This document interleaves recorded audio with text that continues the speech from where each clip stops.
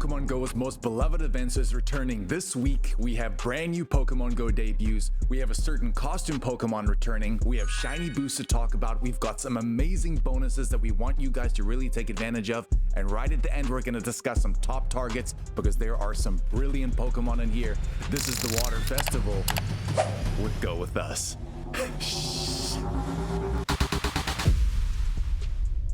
The Water Festival will be splashing in from Tuesday, July 15th at 10 a.m. running all the way until Sunday, July 20th at 8 p.m. local time, which means it's time to talk about our new Pokemon GO debuts. There's three. Yeah, it's Tatsugiri. Tatsugiri is a water and dragon type Pokemon originally coming from the Paldea region in Generation 9. Tatsugiri has three different forms: the curly form, which is going to be found in Europe, Middle East, and Africa, the droopy form, which is going to be found in the Americas, and the stretchy form, which is found in Asia Pacific regions. Tatsugiri can evolve into Dondozo using, I'm just kidding. No, it does not evolve into Dondozo like a lot of people think, but it works very well with Dondozo in double battles in the original games. So no, Dondozo's not getting released, but I think we all want a Tatsugiri to evolve into Dondozo. Moving on to the event bonuses for the Water Festival, Rainy Lure modules will last for 2 hours. Trainers can get increased candy for catching nice throws or better. We get an increased shiny boost to shiny Turtoga as well as shiny Staryu, which is pretty neat. Both of their shinies are really nice. And we have Lapras returning wearing the scarf, which is going to be caught from 3-star raids. And if you're lucky, it may have a seasonal background, which may be the Delightful Days background or something more specific. Spawning in the wild, we have a big pool of water types. We have Squirtle, Slowpoke, Krabby, Staryu, Magikarp, Marill, Barboach, Clamperl, Weasel, Finneon, Wimpod, and rare spawns for Lantern, Phoebus, Palpitoad, and Turtoga. We also have featured raids going down. In 1-star raids, we have Shelder, Ducklet, Curly Form Tatsugiri in Europe, Middle East, and Africa, Droopy Form Tatsugiri in the Americas, as well as Stretchy Form Tatsugiri in the Asia Pacific regions. In 3-star raids, we have Kingler, Gyarados, Lapras wearing the scarf, so that is the first time we see that Lapras wearing the scarf, as well as Azumarill. Water Festival themed field research will be going down. We don't know the exact tasks or the Pokemon that might be in there, but I have a feeling Magikarp will definitely be in there. That 100% IV is going to be 117 CP. Another one to look out for is Squirtle. If you don't maybe have a Mega Blastoise that you really would need on your team for the hundo, that 100% CP for Squirtle is going to be 405. They had this last year, and I believe the year before. Lapras with the scarf may come in field research, and that hundo CP is going to be 1131, so screenshot these in case you want to remember. The great thing about field research here is that we'll be able to get Mega Energy from certain tasks for Mega Blastoise, Mega Slowbro, Mega Gyarados, as well as Mega Swampert. If trainers want to upgrade their Water Festival experience, there's going to be a ticket for a total cost of $5, which, in my opinion, is a little bit steep. The main rewards there we can get is 1 Rainy Lure module, an event-themed avatar pose, which is kind of like this ice cream lick, which is pretty cool, as well as encounters with Lapras wearing the scarf, Gyarados, and more. But speaking of avatar items, these are insane. Coming into the item shots, we had the Curly Form, Droopy Form, and Stretchy Form Tatsugiri backpacks, which in my opinion look incredible. They will really make you stand out. A collection challenge will be live where we're going to have to catch a lot of water types and evolve them to get certain rewards such as XP, Stardust, as well as encounters with event-themed water type Pokemon. But how do I maximize this event, especially when we look at the bonuses? The first bonus I want you guys to look at is to get increased candy when throwing nice throws or better. Guys, there is not a better opportunity in this game right now to mega evolve a water type Pokemon. If you look at every single Pokemon in this event, all of them are water type or share a water type. So I want you guys to mega evolve a Mega Blastoise or something like a Mega Swampert and try and have this Pokemon at least at Mega level 2 or level 3. That way you'll be able to stack that original candy bonus that you would get from the event by throwing a nice throw or better.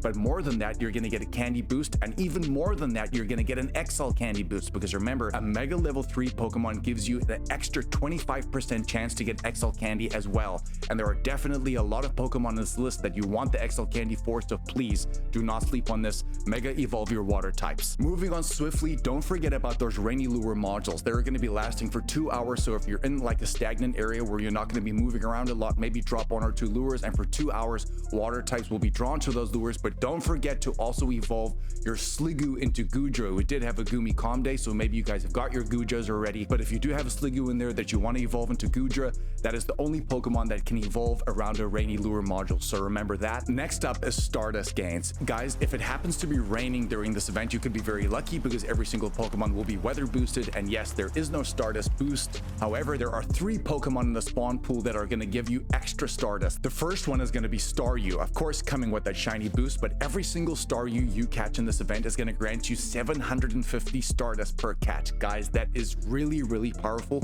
and I have a feeling you will be seeing a lot of them.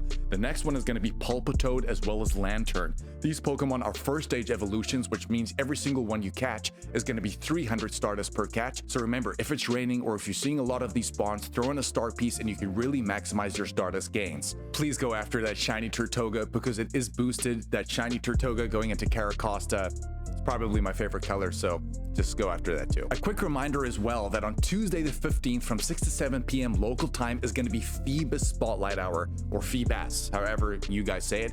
Alright, those tips are out of the way, but what are the top targets we all need to be going after in this water festival? I want to kick off with PvP Pokemon. These Pokemon are going to be used in the Go Battle League, for example. The first one undoubtedly is a fan favorite, Squirtle going into Blastoise. Blastoise right now in the Great League is ranked 82 with a Shadow form at 110. The optimal IV set you want there is going to be a 115-15, and even in the Ultra League with XL Candy it shines even more at a current ranking of 41, and the optimal IV set you want there is going to be a 0-12-15. Next up, we want you guys to target Magikarp, of course going into Gyarados. Gyarados in all 3 leagues is going to be featured pretty well. In the Ultra League, for example, it's currently ranked 212th. The IV set you want there is going to be a 0-15-14, but it actually shines best in the Master League with a current ranking with its Shadow form at 39, and at 15-15-15 with XL Candy, the regular Gyarados is ranked 51. Next up, we have Marill going into Azumarill, which has been one of the most consistent performers in the Great League.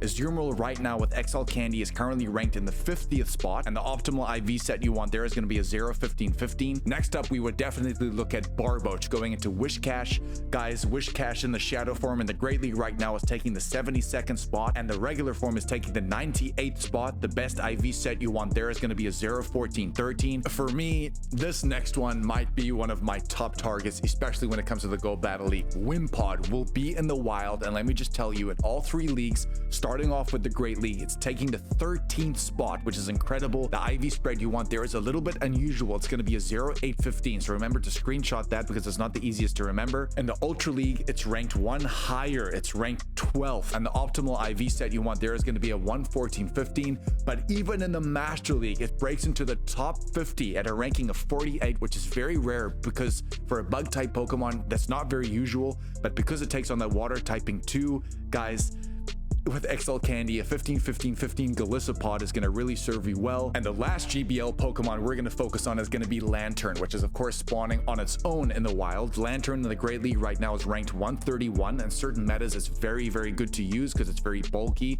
and quite agile. The best combination you want there is going to be a 0-13-14, and even in the Ultra League with its XL form, it could be ranked very well too at a 15-15-15, very similar to what it is for something like Wishcash because it's very bulky. It could last on the field for pretty long. Now that Go Battle League's out of the way, these are some honorable mentions that we would look at, especially as Mega Pokemon. Slowpoke going into Slowbro, and eventually Mega Slowbro is a really good Mega Pokemon to use, not really as an attacker, but more as a Pokemon to accumulate candy as well as XL Candy for it because it takes on that Psychic typing. In an event like Water Festival, for example, or another Psychic event like the Psychic Spectacular, this could be a great Pokemon to use to yield as much candy as well as XL Candy for those specific types. And the same goes for Gyarados. We know we just touched on Gyarados in the Go Battle League as well as the Mega to see how useful it can be for you guys as a battler, but even as a candy gainer, if I can say it like that, because it takes on the Dark typing, very similar to Slowbro. Whenever a Dark type event comes around, you can just whip out this Mega Gyarados to hit all those Dark types to get candy as well as XL Candy for. And it doesn't end there, guys. Remember that in this Water Festival, we have 3 different events that's going to be going down. The first one is going to be the Summer Concert event, which I believe is going to be starting on the 18th or 19th. We We then have the G-Max Lapras Raid Day returning on the 19th. If you are one of these that are complaining about G-Max Raid Day, please just consider that for people that weren't able to do in-person raid days, this is the first time G-Max Lapras will be able to be remote raided, which is why they've brought it back. And it doesn't even end there. We've got Quaxly Calm Day coming in on Sunday the 20th, a fan favorite Pokemon. And again, these bonuses are really gonna stack all over the place. So guys, go with us. This is the Water Festival. We really appreciate you being here. The channel is growing. Please smash that like and subscribe button. We can't grow without you, and we really want to try and make this channel pop. Love you guys. Go with us. This is the Water Festival, baby.